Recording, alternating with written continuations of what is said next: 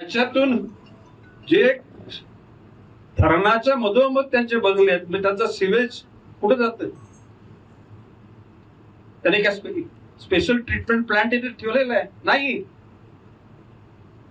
साधा कुठेतरी तुमचा कशाला काय म्हणजे फिल्टर म्हणजे तिथे थोडाफार कुजून नंतर पाणी तलावातच येतो. मग आपण ज्याला सुचतो माथेरान आणि माची प्रबल, कोण कुठली धरणं आहे ती? माथेरानचे डोंगर आणि माची प्रबल या दोन डोंगराच्या मध्ये उभारले वसलेलं हे मोरबे धरण शुद्ध पाण्याचं. लाज वाटली पाहिजे आपल्याला सांगायला. शुद्ध पाण्यात गेल्या वर्षी बोलतो तुम्ही काय केलं, फक्त नोटिसा दिल्या.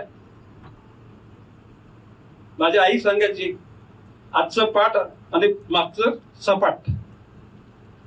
आज चेहऱ्यावर दिसणाऱ्या गोष्टीच्या त्याचा पाठपुरावा करावा लागतो, ध्यास धरावा लागतो. ध्यास नाही धरला तर गोष्टी होत नाहीत. आणि मी बोलतोय मी की बॉस इज ऑलवेज राईट. आपला बॉस असतो तो ऑलवेज राईट, म्हणजे तो बरोबर असतो. पण subject to rules and regulation. ज्याने जर कायद्या नियमाची पालनी नाही केली तर त्यांना भोगावं लागतं. आणि भविष्यकाळामध्ये भोगाचे भोगतील हे तुम्हाला दिसेल.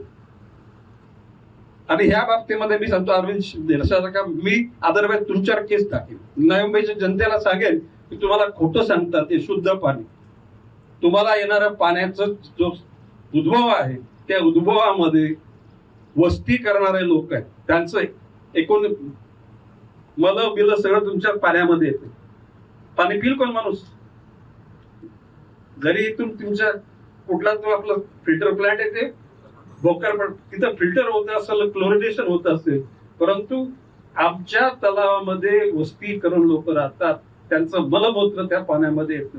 ही बाब सुद्धा शरम आपल्याला शरम वाटते. आणि या शहराचा मी नागरिक म्हणून मला तर शरम. आणि म्हणून बोललो होतो की गाव पण आणि एवढं बोललो होतो की या संपूर्ण आपला जो कॅचमेंट एरिया त्याला कुंपण घाला बोललो होतो ना मी. का थांबलंय? अरे तसं नाही, गोगलगाईच्या स्पीडनं नाही चालत. करा. आता मी आज बोलतो ना तर पुढच्या वर्षी परत करून दाखवा.